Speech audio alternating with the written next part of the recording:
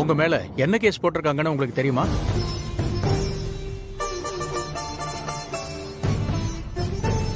இவங்க லாயர் யாரு? My Lord. உட்காருங்க. பப்ளிக் ப்ராசிக்யூட்டர், நீங்க ஆரம்பிங்க. ஐயா, இவங்களுக்கும் அசோக் குடும்பத்துக்கும் ஏற்கனவே முன்விரோதம் இருந்திருக்கு. அது என்ன முன்விரோதம்னு போலீஸ் கொடுத்த ரிப்போர்ட்ல டீடைலா இருக்கு.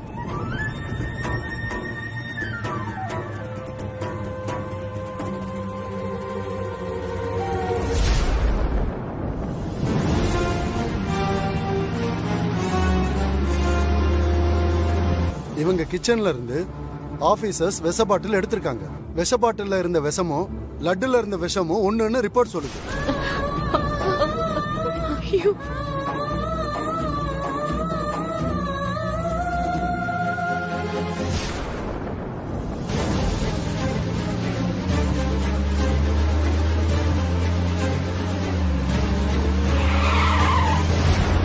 அதனால குற்றம் தெளிவா நிரூபிக்கப்பட்டதால கணேசன் குடும்பத்திற்கு உயர்ந்தபட்ச தண்டனை கொடுக்கும்படி தாழ்மையுடன் கேட்டுக்கொள்கிறேன்.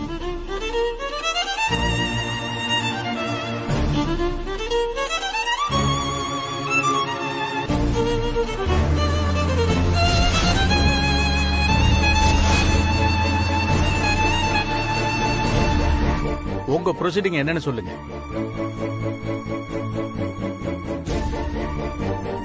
பப்ளிக் ப்ராசிக்யூட்டர், போலீஸ் சொன்னதெல்லாம் சித்தரிக்கப்பட்ட கற்பனை.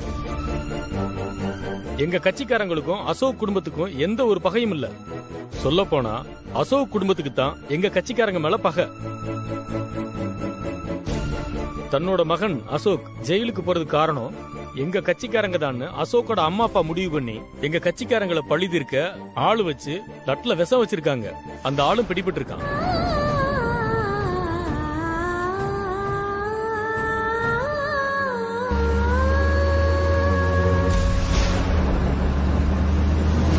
இவங்க பொண்ணு மகா லட்ல விஷம் கலந்தவன பிடிச்சிட்டாங்க ஐயா. அந்த குற்றவாளிய இங்கதான் கூட்டிட்டு வந்துகிட்டு இருக்காங்க ஐயா. அது வரைக்கும் இந்த வழக்க கொஞ்சம் தள்ளி வைக்கணும்னு தாழ்மையுடன் கேட்டுக்கொள்கிறேன். மை லார்ட், இதை நீங்க அனுமதிக்க கூடாது. சாட்சி எல்லாம் சரியா இருக்குல்ல? விசாரணை இப்ப குழப்பறாங்க.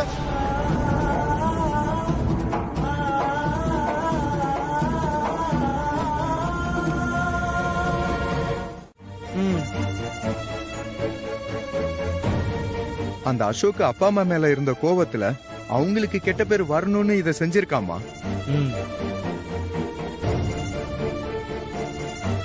ஆமா, இதுல ஐஷு குடும்பத்தை பத்தி யார் என்ன பேசினா நமக்கு என்னமா? உண்மை நமக்கு என்னன்னு தெரியும்ல. அதெல்லாம் சரிதான் மாப்ள. இருந்தாலும் மாமா,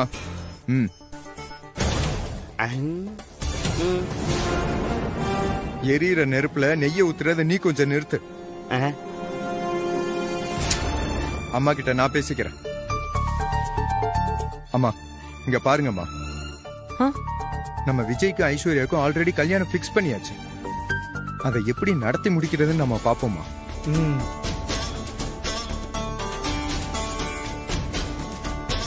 அக்கா முடிச்சோட பாக்கு இவன் விடமாட்டான் போல இருக்கு. ஆமா, அந்த குடும்பம் ரொம்ப பாவமா. சம்பந்தமே இல்லாம ஒரு பிரச்சனையில சிக்கி ரொம்ப அசிங்கப்பட்டு நிக்கிறாங்கம்மா. இந்த நேரத்துல நீங்கள் இந்த மாதிரி பேசாதீங்கம்மா. நீங்களும் அவங்க வீட்டுக்கு நேரா போய் ஆறுதலா 4 வார்த்தை பேசிட்டு அப்படியே கல்யாண விஷயத்துல நெக்ஸ்ட் என்ன பண்ணலாம்னு கொஞ்சம் முடிவு பண்ணிட்டு வாங்கம்மா.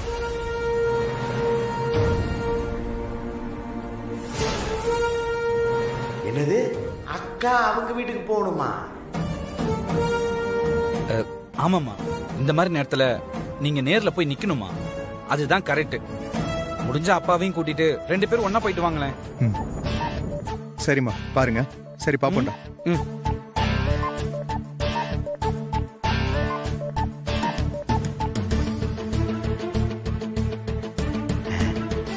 என்னக்கா இது, உன் பிள்ளைங்க இப்படி சொல்லிட்டு போறாங்க?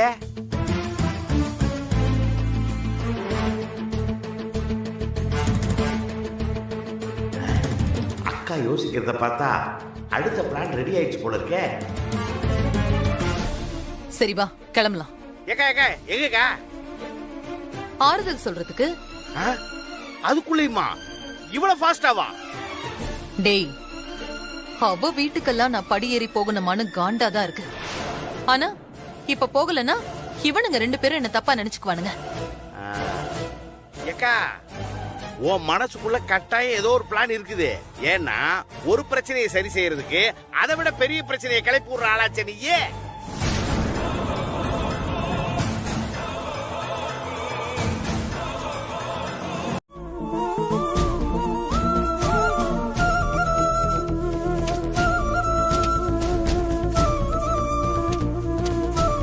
என்னப்பா ஆச்சு? அண்ணா, நீங்க முத்தாண்ணாச்சி கடைக்கு போட்ட ஸ்வீட்டை ரிட்டர்ன் பண்ணிட்டு வர சொன்னாரு.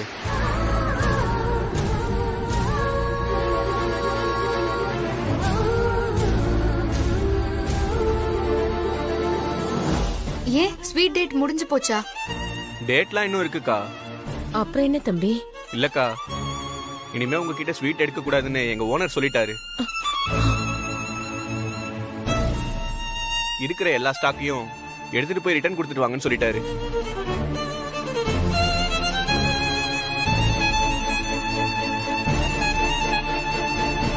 எதனாலப்பா இப்படி திடீர்னு முடிவெடுத்தாரு? ஏதோ ஸ்வீட்ல விஷம் கலந்து குழந்தை உயிருக்கு ஆபத்து வந்துருச்சுன்னு போலீஸ் புடிச்சிட்டு போனதை நியூஸ்ல பாத்துருப்பாரு போல. அதனாலதான் ஸ்ட்ரிக்டா சொல்லிட்டாரு.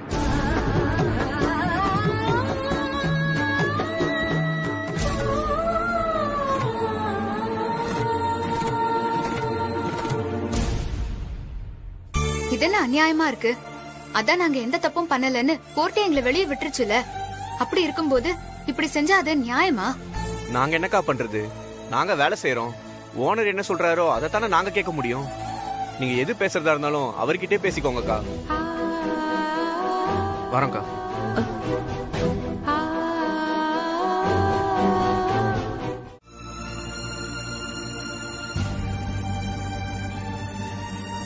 என்னங்க, இப்பவே இத்தனை பேருனா இந்த விஷயம் பரவ பரவ எவ்வளவு பேரு நம்மள வேணான்னு சொல்ல போறாங்கன்னு தெரியலையே. ஐயோ அம்மா, கவலைப்படாதீங்கம்மா. அப்படியெல்லாம் மொத்தமா எல்லாமே போயிடாதுமா. போகவும் நான் விட மாட்டேன். நம்ம மேல இருக்கிற நம்பிக்கைய யாராலையும் அவ்வளவு சீக்கிரம் அழிச்சிட முடியாதுமா.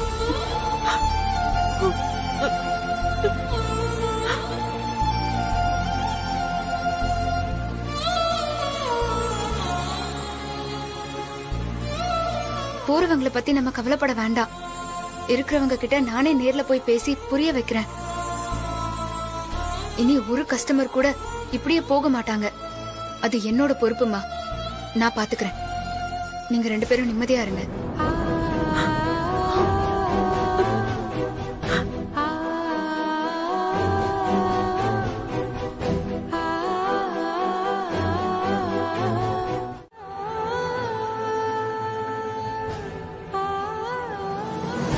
அப்படிலாம் மொத்தமா எல்லாமே இல்லாம போயிடாது ஜோதி. நாம உண்மையா உழைச்சிருக்கோம், நேர்மையா இருந்திருக்கோம். அது எப்பவுமே நம்மள கைவிடாது.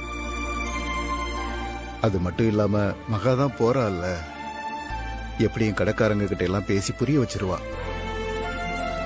அதனால நீ தேவையில்லாம ரொம்ப போட்டு குழப்பிக்காத.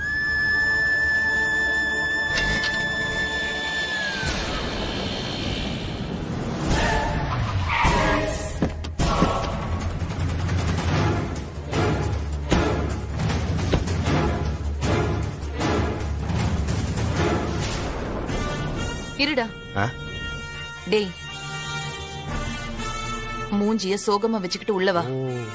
ஆமா ஆமா, அக்கா சொன்னா சரியாதான் இருக்கும். சோகமா வச்சுக்கிறேன்.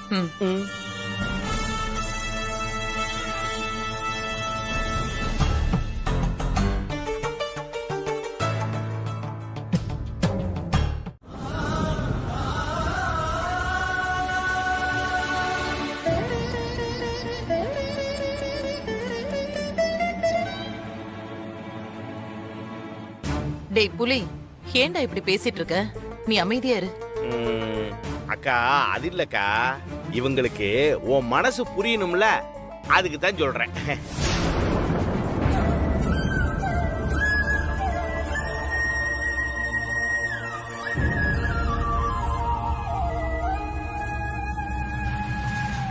இங்க பாருங்க, எங்க அக்காவோட நல்ல மனசுக்கு உங்க குடும்பம் மொத்தமும் காலம் முழுவதும் நன்றியோட தான் இருக்கணும். இதையே நான் சொல்றேன்னா, எங்க அக்காவா இருக்க போய் தானே இவ்வளோ பெரிய அவமானத்துக்கு ஆளான குடும்பத்தோட எல்லாத்தையும் மறந்து பெரிய மனசோட இங்க வந்திருக்கு.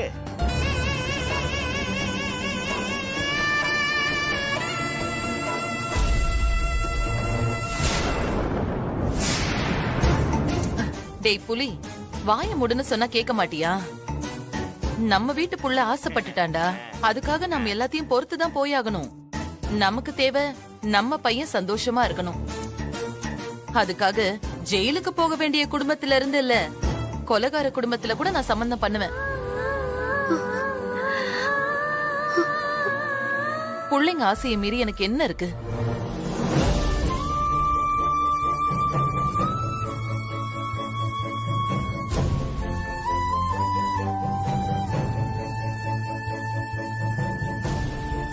நீங்க எந்த ஜென்மத்துல செஞ்ச புண்ணியமோ எங்க அக்கா மாதிரி ஒரு சம்பந்தி உங்களுக்கு கிடைச்சிருக்காங்க. வேற ஒருத்தவங்களா இருந்தா இந்நேரம் என்ன ஆயிருக்குன்னு நினைச்சு கூட பார்க்க முடியலைங்க.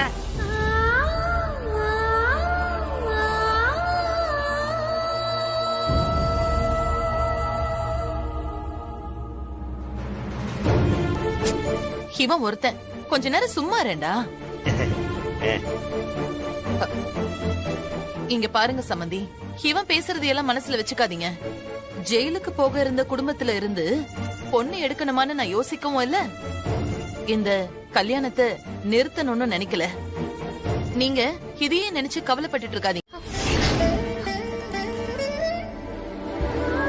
புலிமுருகன் சொல்லி செஞ்சாரா? ஆமாமா.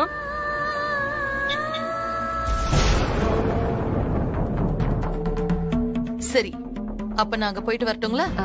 இருங்க சம்பந்தி, வந்தவங்களுக்கு எதுவுமே கொடுக்காம எப்படி அனுப்புறது? ஒரு காஃபி குடிச்சிட்டு போலாம்ல? வேண்டாம் சம்பந்தி, நம்ம வீடு தானே, எப்ப வேணாலும் சாப்பிட்டுக்கலாம்.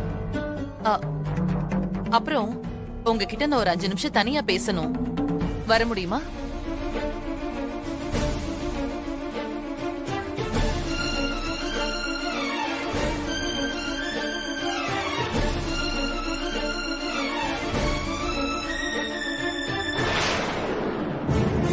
என்ன சம்பந்தி எல்லாத்துக்கும் யோசிக்கிறீங்க? ஒரு 5 மினிட்ஸ் தான், வாங்க.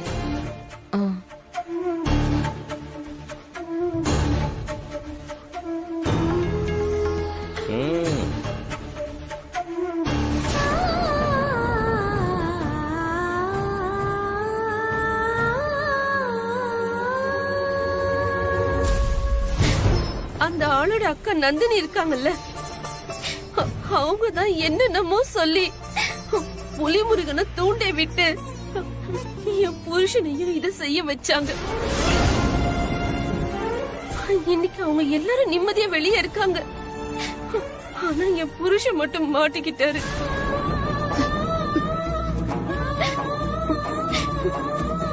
அப்போ இதுக்கெல்லாம் நீங்க தான் காரணமா? எப்படி இவ்வளவு மோசமான காரியத்தை கூட சின்ன குற்ற உணர்ச்சி இல்லாம உங்களால செய்ய முடியுது? சின்ன குழந்தைங்க செத்தாலும் பரவாயில்லன்னு அந்த பழி எங்க குடும்பத்து மேல வந்து நாங்க அசிங்கப்பட்டு ஜெயிலுக்கு போகணும்னு நினைச்சிருக்கீங்க. இதுக்கெல்லாம் நீங்க பதில் சொல்லியே தீரணும். என் அக்காவோட வாழ்க்கை நல்லா இருக்கணுங்கிற ஒரே காரணத்துக்காக நான் என் கோபத்தெல்லாம் பொறுத்துக்கிட்டு அமைதியா இருக்கேன். ஆனா நந்தினி அம்மா, இதுக்கெல்லாம் நீங்க பதில் சொல்லியேதான் ஆகணும். நான் பதில் சொல்ல வைக்கிறேன். என்ன மாமா, உங்ககிட்ட மன்னிப்பு கேட்கணும்னு நினைச்சேன், கேட்டுட்டேன். இதுக்கப்புறம் எங்க விதி எப்படியோ அப்படி நடக்கட்டும். அக்கா ஒரு நிமிஷம். என்னம்மா? இந்தாங்க, இதை வச்சு முதல்ல குழந்தைய ஹாஸ்பிடல் கூட்டிட்டு போங்க. வேண்டாம், பரவாயில்லக்கா, புடிங்க புடிங்க. முதல்ல குழந்தைய ஹாஸ்பிடல் கூட்டிட்டு போய் என்னன்னு பாருங்க. ரொம்ப நன்றிம்மா.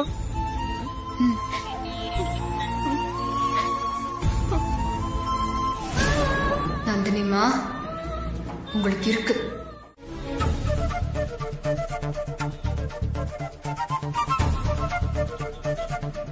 என்ன மகா, எதுக்கு வர சொன்னீங்க? நான் உங்ககிட்ட ஒன்னு கேட்கணும். கேளுங்க மகா. எந்த சூழ்நிலையிலயும் நீங்க என் அக்காவை கைவிட்ட மாட்டீங்கல்ல? திடீர்னு ஏன் மகா இப்படி கேக்குறீங்க? காரணம் இருக்கு விஜய், அதை என்னால இப்ப சொல்ல முடியாது. நான் கேக்குறதுக்கு மட்டும் பதில் சொல்லுங்க. இனிமே எது நடந்தாலும், எவ்வளவு மோசமான சிச்சுவேஷன் வந்தாலும், நம்ம ரெண்டு குடும்பத்துக்கும் இடையில எவ்வளவு பெரிய ப்ராப்ளம் வந்தாலும் அதெல்லாம் மீறி நீங்க என் அக்காவை ஏத்துப்பீங்கல்ல விஜய்? அக்காவை கைவிட்டுற மாட்டீங்கல்ல? ஏன் கேக்குறேன்னா, என் அக்கா ரொம்ப பாவம் விஜய். அவ சின்ன வயசுல இருந்தே எது மேலயும் ஆசைப்பட்டதில்ல விஜய். அவ ஆசைப்பட்டது உங்க மேல மட்டும்தான். நீங்களும் அவளுக்கு கிடைக்கலன்னா அது அவளால சுத்தமா தாங்கிக்கவே முடியாது விஜய். நீங்க ஏன் இப்படி திடீர்னு கேக்குறீங்கன்னு எனக்கு தெரியல மகா. இருந்தாலும் நான் சொல்றேன், உங்க அக்காக்காக நான் உயிரையே விட போனவன். ஏன்னா என் உயிரோட நான் பெருசா நேசிக்கிறது உங்க அக்காவை மட்டும்தான்.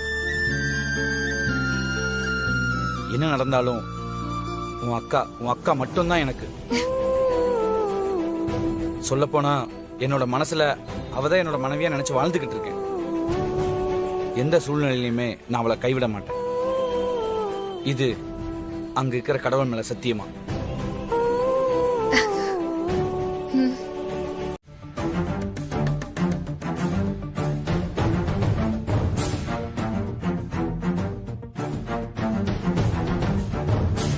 எப்படிமா இருக்க? ஏதோ இருக்கு. மகாமா மட்டும் இல்லனா நானும் நம்ம புள்ளையும் பட்னி கிடந்து செத்துருப்போம். நீ எங்க பணத்தை கூட பாத்துருக்க முடியாது. மகா அம்மா கிட்ட நீ யார் சொல்லி இதெல்லாம் பண்ணன்னு சொல்லிட்டு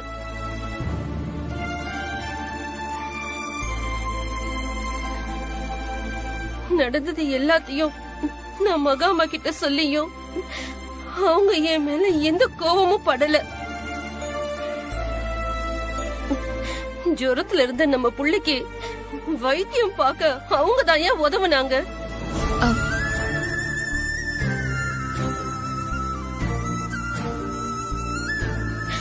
நீ யார நம்பி இதெல்லாம் பண்ணியோ அவங்க எல்லாம் உன்னை கை விட்டுட்டாங்கயா.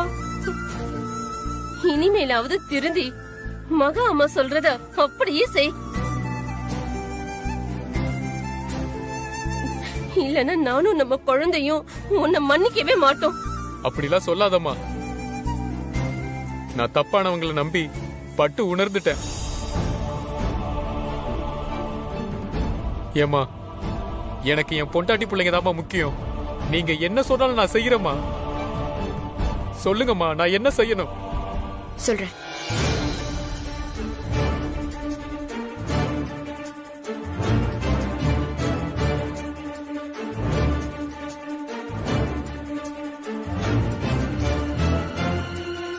இங்க பாருங்கம்மா, நீங்க சொன்னதை நான் கண்டிப்பா செய்யறேன். நீங்க தைரியமா இருங்கம்மா. எப்படின்னு கேளுக்கா. எப்படி? நீ சொன்னதை கேட்டதுக்கு அப்புறம் அந்த ஜோதி உயிரோட இருப்பான்னு நினைக்கிற? ஏற்கனவே ஹார்ட் அட்டாக் வந்த கேஸுக்கா. இவ்வளவு ஷாக்கெல்லாம் தாங்காதே. எப்படியும் போய் சேர்ந்துடும். அப்புறம் எங்க இருந்து இந்த கல்யாணம் நடக்கிறது? ஆனா நீ அவளை சும்மா நினைக்காதடா. என் உயிர் போறதுக்கு முன்னாடி இந்த கல்யாணத்தை நடத்தி வச்சே தீருவன்னு கடைசி வரைக்கும் ஏதாவது செஞ்சுக்கிட்டே தான் இருப்பா. என்னக்கா சொல்ற? உண்மையாவா? ஆமாண்டா. ஆனா அவ எப்படி யோசிக்கணும், எப்போ என்ன செய்யணும்னு நான் தான் டிசைட் பண்ணுவேன். ஏக்கா செமக்கா, நீ வேற லெவல்க்கா. அக்கா போனு. எடுத்து பேசு. ஹலோ,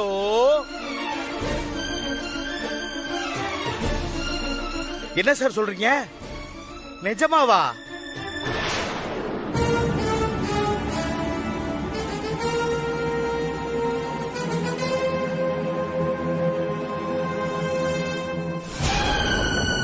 என்னடா, என்னாச்சு? மூர்த்தி ஜெயில இருக்கான்லக்கா. ஆமா, அவன் அப்ரூவரா மாறி முழு உண்மையை சொல்றதுக்கு ரெடி ஆயிட்டானாக்கா.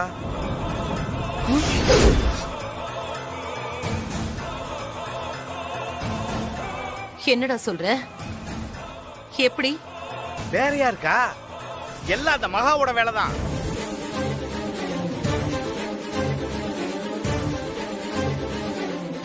அந்த மூர்த்தி பொண்டாட்டிய போய் பார்த்து பேசி அவன் மனசை கலைச்சு ஜெயிலுக்கு அவங்கள கூட்டிட்டு போய் அவனையும் பார்த்து பேசி இப்ப முழு உண்மையும் சொல்றதுக்கு ரெடி ஆயிட்டானாமா.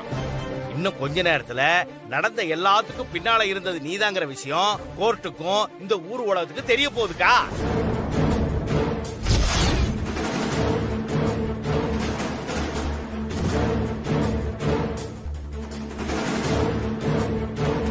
மூர்த்தி மட்டும் ஜட்ஜ பார்த்து அப்ரூவ் ஆயிட்டான்னு வச்சுக்கோ, போலீஸ் இங்க வந்து நம்மள அரெஸ்ட் பண்ணிருக்கா.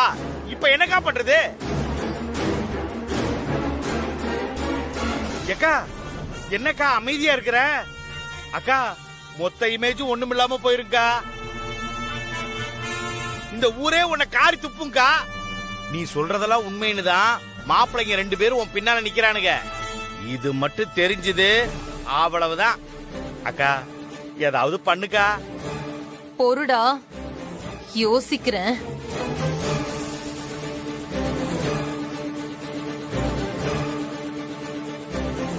போலீஸுக்கு பணத்தை கொடுத்து சரி பண்ணிடலாம். அக்கா நான் ஆல்ரெடி பேசிட்டேக்கா, அதுக்கெல்லாம் இப்ப டைம் இல்லக்கா.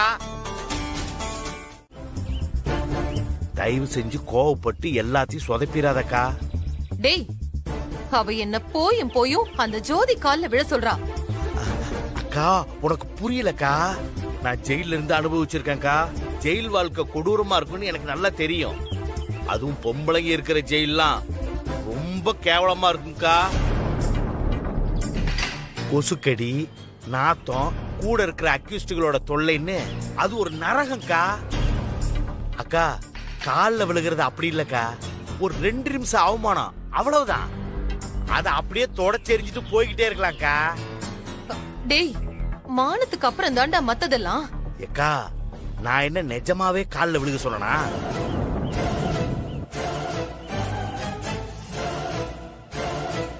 நீ சும்மா கால்ல விழுகிற மாதிரி ஒத்துக்க, அவ்வளவுதான். அது மட்டும் இல்ல, நீ போய் கால்ல விழுக போனேன்னா அந்த ஜோதி வேணாம் வேணாம் வேணாம் அப்படின்னு சொல்லும். ஏன்னா அதுக்கு உன் மேல அவ்வளவு பயமும் மரியாதையும் இருக்கு. அந்த மகா கிட்ட சும்மா சொல்லுக்கா.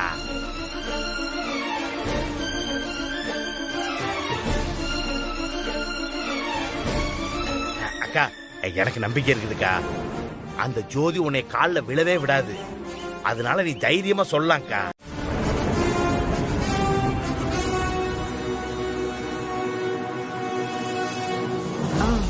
அது சரி, அதுக்கும் என்ன பார்க்க வந்ததுக்கும் என்ன சம்பந்தம்? மா இன்னுமா உனக்கு புரியல? உனக்கும் 3 பொண்ணுங்க தானேமா?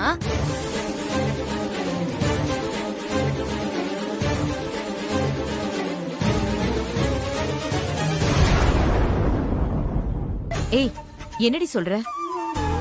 அதெல்லாம் என்னால ஒத்துக்க முடியாது. அவங்க என்னோட சம்மந்தி. அவங்க எப்படி என்னோட காலெல்லாம் தொட்டு? ஐயோ, என்னால நினைச்சு கூட பார்க்க முடியாது மகா. நல்ல கோத்தூராளே, எங்க இருந்துதான் அந்த கதையெல்லாம் பிடிப்பாளோ தெரியலையே. அமைதியா இருமா. அவங்களே உன்னை தேடி வந்திருக்கும் போது நீ முடியாதுன்னு சொன்னாதான் அவங்கள நீ அவமதிக்கிற மாதிரிமா. அவங்களே செஞ்ச தப்புக்கு ஏதோ பிராயச்சித்தம் பண்ணி புள்ளியோட கல்யாணத்தை நடத்தி வைக்கணும்னு இவ்வளவு தூரம் வந்திருக்காங்க.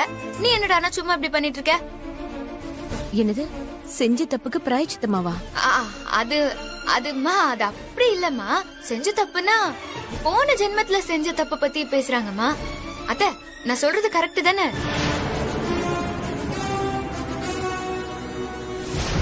சம்மந்தி, என்ன சம்மந்தி மகா என்னென்னமோ சொல்றா. என்னதான் பரிகாரமா இருந்தாலும் ஒரு முறை வேண்டாமா? அது எப்படி நீங்க போய் என் காலை தொட முடியும்? அதெல்லாம் கொஞ்சம் கூட நல்லா இருக்காது. என்னத்த அமைதியாவே நின்னுட்டு இருக்கீங்க? நீங்களே உங்க வாயால அம்மா கிட்ட சொல்லுங்க. அப்பதான் அம்மா ஒத்துப்பாங்க. அம்மா நானே சொல்லிடுறேனே. அக்கா உங்களை பார்க்கணும்னு வீட்டுக்கு வந்தாங்கல்ல, அது இதுக்கு தான். உடனடியா இந்த பூஜையை செய்யணும்னு சொல்லிட்டதுனால அவசரத்துக்கு பாவம் இல்ல, உங்களை வச்சே அந்த பரிகாரத்தை செஞ்சிடலான்னு அக்கா முடிவு பண்ணிடுச்சு.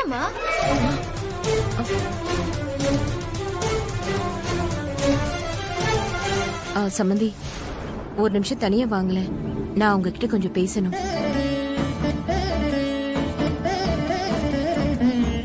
சம்மந்தி வாங்க. போக்கா கூப்பிடுறாங்கல்ல, போய் பேசிட்டு தான் வாக்கா. சரி மகா, இது கொஞ்சம் பிடி. வாங்க. போக்கா, போயிட்டு வா போ.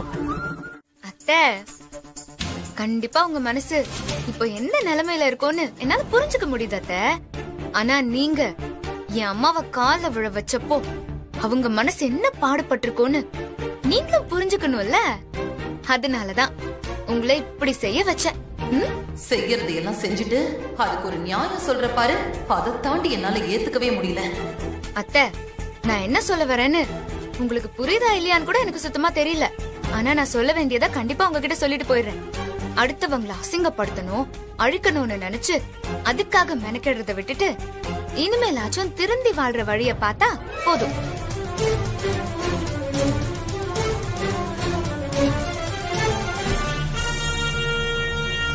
சந்தோஷத்திலேயே பெரிய சந்தோஷம் அடுத்தவங்களை சந்தோஷப்படுத்தி பாக்குறதான்னு சொல்லுவாங்க.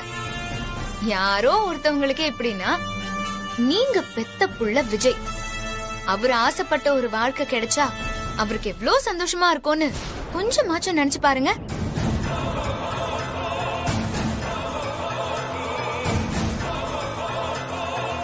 உங்க பையனுக்கு அவர் ஆசைப்பட்ட ஒரு வாழ்க்கையை அமைச்சு கொடுங்க. அவரோட சந்தோஷத்தை பார்த்து நீங்களும் சந்தோஷப்படுங்க.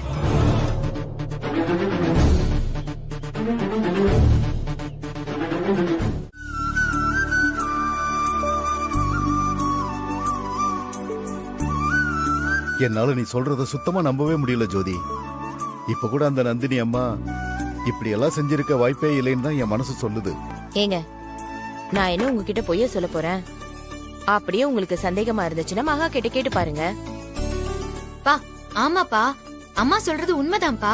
நந்தினி அம்மா நம்ம அம்மாவோட காலை தொட்டு கழுவி பாத பூஜை எல்லாம் பண்ணாங்கப்பா. அடச்ச, இந்த அற்புதமான காட்சிய என்னால பார்க்க முடியாம போச்சே. பேசாம நானும் உங்க கூடவே கோயிலுக்கு வந்திருக்கலாம் போல. நானும் எவ்வளவோ சொன்னேன், வேண்டாம் சம்பந்தி, இதெல்லாம் பண்ணாதீங்கன்னு. ஆனா அவங்க கேட்கவே இல்ல. விடாப்பிடியா பேசி என்ன சம்மதிக்க வச்சுட்டாங்க.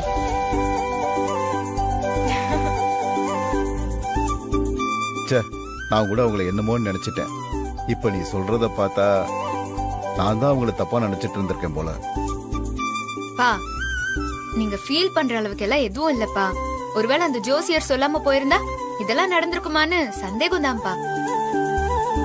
அக்காவும் அம்மாவும் சொல்றத வச்சு பாக்கும்போது அக்காவோட நிச்சயம் நடக்கிறப்போ எந்த பிரச்சனையும் இருக்காது போலப்பா.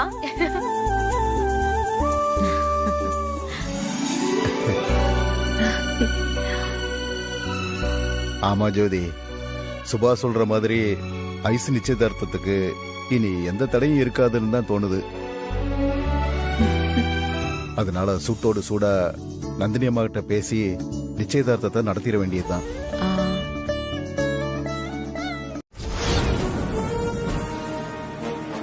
அவ எவ்வளவு சாமர்த்தியமா 3 பொண்ணுகளை பெத்த அம்மாவுக்கு பாத பூஜை செய்யணும்னு மாத்தி விட்டா பத்தியா?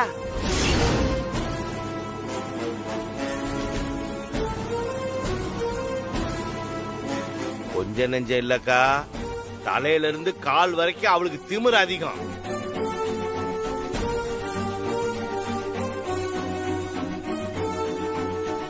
நல்ல வேலைக்கா, அந்த நேரம் அந்த கோயில்ல நமக்கு தெரிஞ்சவங்க யாரும் வரல.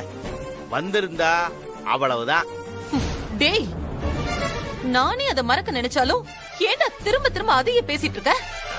இல்லக்கா, என்னால நடந்த விஷயத்தை ஜீர்ணிக்கவே முடியலக்கா. ஜோதிய வச்சு மகா மனச மாத்தி மூர்த்தி கிட்ட பேச வச்சு அவனை அப்ரூவர் ஆக விடாம தடுத்தரலான்னு நினைச்சுதானே போனோம். ஆனா கடைசியில அதை விட அசிங்கமா ஒண்ணு நடந்துருச்சே. நடந்ததை என்னாலேயே தாங்க முடியலையேக்கா. நீ எப்படிக்கா இப்படி தாங்கிட்டு இருக்கிற? எனக்கெல்லாம் எவ்வளவு பதட்டமா இருக்கு தெரியுமா? நீயே யோசிச்சு பாருக்கா.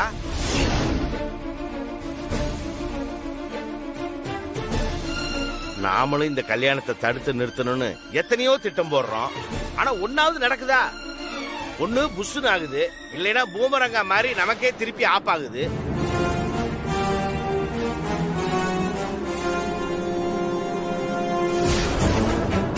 ஏக்கா, இதை இப்படியே விட்டோன்னு வையி, கடைசியில அவ ஐஸ்வர்யாவ இந்த வீட்டுக்கு மருமகள் ஆக்கிடுவான்னு பயமா இருக்குதுக்கா. டேய், அப்படி மட்டும் சொல்லாத. அந்த ஐஸ்வர்யா எந்த காலத்திலயும் இந்த வீட்டுக்கு மருமகளா வரவே முடியாது. நான் விடவே மாட்டேன். நீ பெரிய மாப்பிள்ளை இந்த கல்யாணத்துக்கு ஒத்துக்க மாட்டாங்கிற நம்பிக்கையில பேசுறியாக்கா? எனக்கு என்ன தெரியுமா தோணுது, அந்த மகா ஏதாவது பிளான் பண்ணி பெரிய மாப்பிள்ளைய கல்யாணத்துக்கு சம்மதிக்க சொல்லிட்டா என்னக்கா பண்றது? டென்ஷன் ஆகாதக்கா. அந்த மகா சாதாரண ஆள் இல்ல. அவகிட்ட இப்ப வரைக்கும் நம்ம தோத்துக்கிட்டே தான் இருக்கோம். அதனாலதான் சொன்னேன், அவ எப்ப வேணாலும் என்ன வேணாலும் பண்ணுவா.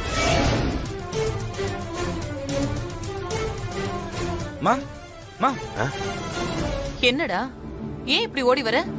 என்ன விஷயம்? நல்ல விஷயம் தான்மா. ஐஷு வீட்ல இருந்து அத்தை, மாமா, மகா எல்லாரும் வந்திருக்காங்க.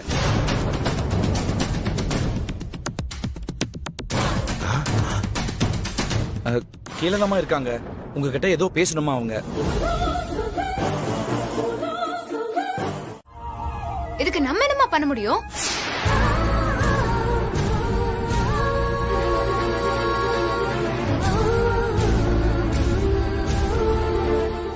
கரெக்டா பாயிண்ட பிடிக்கிறாளே. எனக்கு விக்ரம பத்தி ஓரளவுக்கு தெரியுமா. அவரு கண்டிப்பா கல்யாணத்துக்கு ஓகே சொல்ல போறதே இல்ல. அப்போ இந்த நிச்சயத்தை மட்டும் செஞ்சு என்ன பண்ண போற சொல்லு?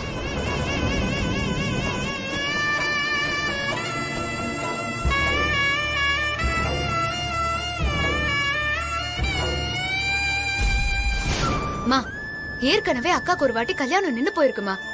இன்னொரு வாட்டி நிச்சயம் செஞ்சு கல்யாணம் நிக்கணுமா சொல்லு?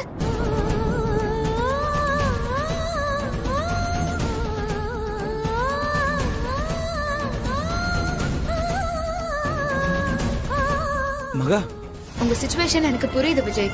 ஆனா நாங்க பொண்ணு பெத்தவங்க. எங்க நிலைமையில இருந்து கொஞ்சம் யோசிச்சு பாருங்க. எந்த நம்பிக்கையில நாங்க நிச்சயத்தை பண்ணி வச்சுட்டு வெயிட் பண்ணுவோம்?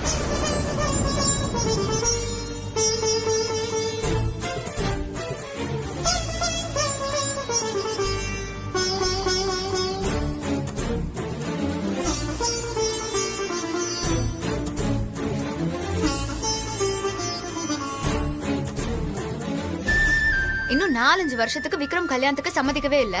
அப்போ அத்தனை வருஷமும் வெறும் நிச்சயத்தை மட்டும் பண்ணி வச்சுட்டு என் அக்கா காத்துட்டு இருக்கணுமா?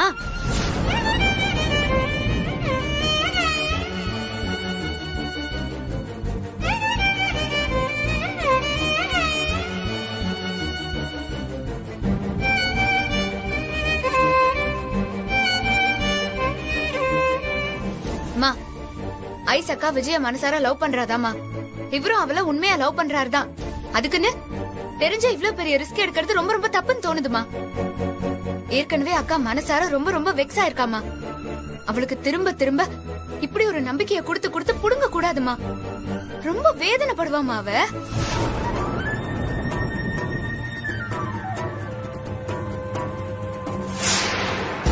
என்னக்கா இது, திடீர்னு இவ இப்படி பேசுறா? என்னவா இருக்கும்? ஏதோ பிளானோட தாண்டா பேசுறா. அமைதியா நின்னு கேளு. நீங்க 2 பேரும் என்ன நினைக்கிறீங்கன்னா, நிச்சயத்தை முடிச்சிட்டா அது கன்ஃபார்ம் பண்ண மாதிரி இருக்கும், சொந்தக்காரங்க மத்தியில இது ஒரு நம்பிக்கையா இருக்கும்னு நினைக்கிறீங்கல்ல. ஆனா நடக்காம தள்ளி போனா இன்னும் அசிங்கமா தானமா ஆகும்.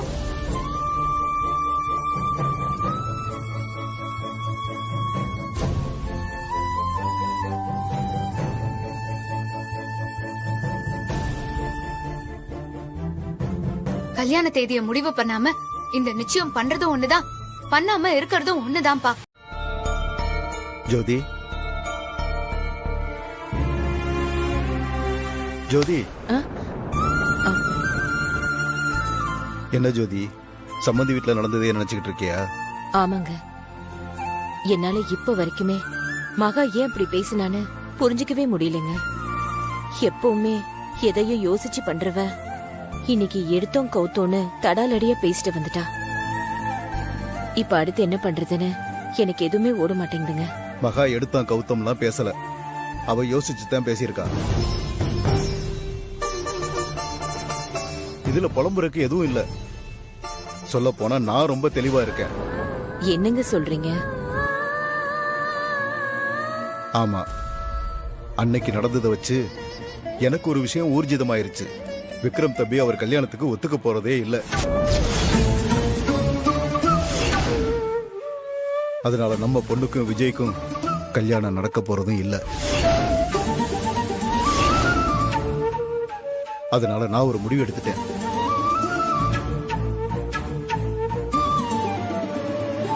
நம்ம ஐஸ்வர்யாவுக்கு வேற இடத்துல வரன் பார்த்து சீக்கிரம் அவ கல்யாணத்தை முடிச்சிடலாம்னு முடிவு பண்ணிட்டேன்.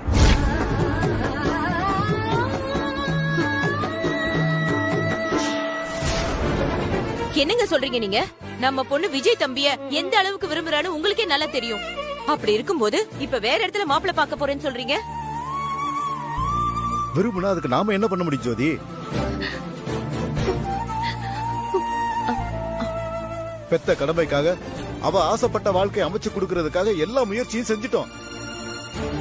நாம என்ன செஞ்சாலும் அந்த வாழ்க்கை நம்ம பொண்ணுக்கு கிடைக்க போறது இல்லைன்னு தெரிஞ்ச பின்னாடியும் அது பின்னாலேயே ஓடுறது முட்டாள்தனம்னு உனக்கு தெரியல? ஏங்க, நீங்க சொல்றதெல்லாம் சரிதான். ஆனா எல்லாம் பேசி முடிச்சு நிச்சயம் வரைக்கும் போனதுக்கு அப்புறம் இப்போ நீங்க வேற மாப்பிள்ளைய பார்க்க போறேன்னு சொன்னா பாக்குறவங்க என்ன நினைப்பாங்க? திரும்ப திரும்ப அதே சொல்லிக்கிட்டு இருக்காத ஜோதி. நந்தினி அம்மாவுக்கு இந்த கல்யாணத்துல விருப்பமே இல்ல. இந்த கல்யாணத்தை எப்படி நிறுத்துறதுன்னு தெரியாம தான் விக்ரம் தம்பியை இந்த கல்யாணத்தை இழுத்து விட்டுருக்காங்க. இதெல்லாம் புரிஞ்சு நான் எப்படி சும்மா இருக்க முடியும்? இல்லங்க, எனக்கு எதுவும் மனசு கேக்கலங்க. நம்ம பொண்ணு ரொம்ப பாவங்க. விஜய காதலிச்சுட்டு அவ எப்படிங்க இன்னொரு பையனை கல்யாணம் பண்ணிக்க முடியும்? அதெல்லாம் பண்ண முடியும். இந்த உலகத்துல முக்காவாசி பேரு காதலிச்சவங்களே கல்யாணம் பண்ணது இல்ல. ஆரம்பத்துல கஷ்டமா தான் இருக்கும், அப்புறம் போக போக சரியாயிடும். புரிஞ்சுக்க ஜோதி.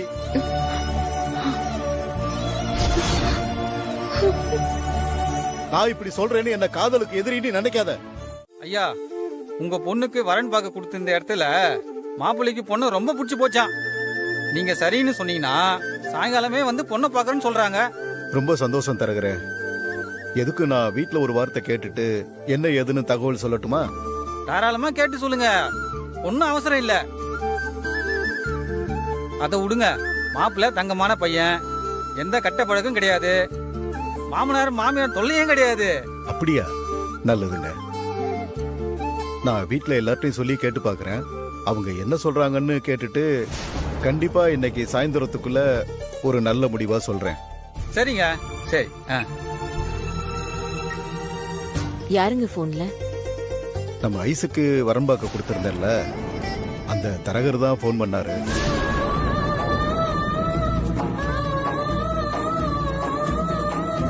தரகரா? என்னங்க சொல்றீங்க? ஆமா ஜோதி, நம்ம ஐஸோட ஜாதகமும் போட்டோவும் கொடுத்திருந்த இடத்துல பையனுக்கு ஐஸ ரொம்ப பிடிச்சு போச்சான். நம்ம சரின்னு சொன்னா இன்னைக்கு சாயந்தரமே அவங்க நம்ம வீட்டுக்கு வரேன்னு சொல்லியிருக்காங்க. என்னங்க விளையாடுறீங்களா? நான் தான் உங்ககிட்ட ஏற்கனவே சொல்லிருக்கேன்ல, இந்த மாதிரி வேலையெல்லாம் பண்ணாதீங்கன்னு சொல்லிட்டு. அதையும் மீறி இப்படி பண்ணீங்கன்னா என்னங்க அர்த்தம்? மா, இப்ப எதுக்கு அப்பாவை கத்திட்டு இருக்க நீ? பின்ன என்ன மாகா, சொல்ல கேட்காம இவர் இஷ்டத்துக்கு பண்ணிட்டு இருக்காரு. ஐஸுக்கு இப்போதைக்கு மாப்பிள்ளை பாக்குற வேலையெல்லாம் வேண்டாம், கொஞ்சம் பொறுமையா இருங்கன்னு படிச்சு நான் சொன்னேன்.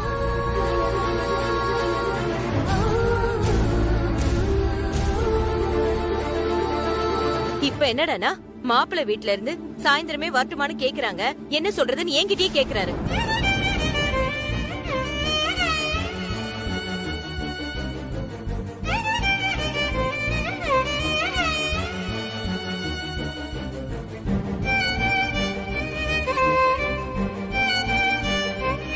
ஜோதி, கொஞ்சம் கோவப்படாம பொறுமையா நான் என்ன சொல்றேன்னு கேளு. என்னங்க கேட்க சொல்றீங்க? அவளே மனசு உடைஞ்சு போயிருக்கா. அதுக்குள்ள எரியிற நெருப்புல எண்ணெய் ஊத்துற மாதிரி நாமளே அவ வேதனை அதிகப்படுத்தலாமா? சொல்லுங்க.